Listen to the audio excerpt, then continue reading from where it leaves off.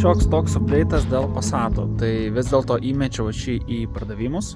Pažiūrėsiu, gal kažkam jo reikia. Aprašyme parašiau, kad jisai yra supuvęs, kad bagažinė realiai pilnai kiaura ir ten telpa kumštis galva ir viskas kas nori, taip pat, kad šita sėdynė juda.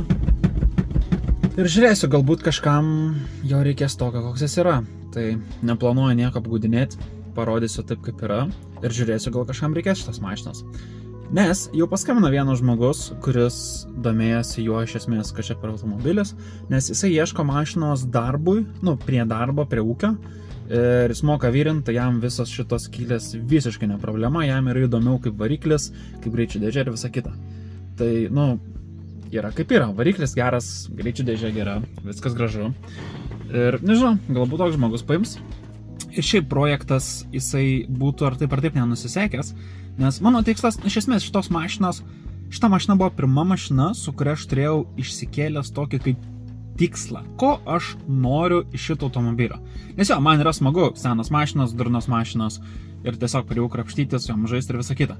Bet Passatas turėjo tikslą. Jo tikslas buvo, ar aš sugebėsiu jį atkelti iki tokio lygio, kad jis gautų istorinius numerius.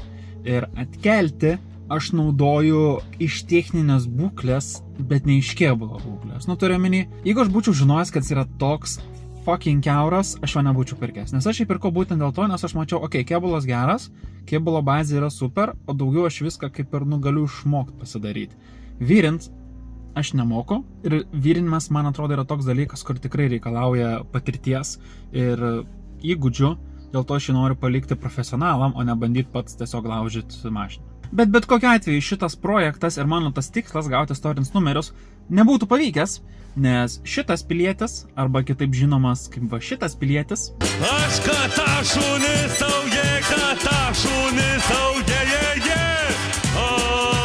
ne šuo ir ne katė. Sugalvojo, kad istorinio transporto priemonės statusą gali gauti mašinos, kurios nebe 30 metų senumo, o 40 metų senumo. Ir Passatas įkrenta į tą ribą, kur jau jisai, aišku, jeigu pavasario sesijai patvirtint šitą įstatymą, jau jisai nebetelpa į tuos rėmus. Tai bet kokiu atveju mano projekto tikslas nebūtų pavykęs, jeigu šitą įstatymą patvirtins. Tai va toks trumpas yra Passato update'as ir žiūrim, kas bus toliau.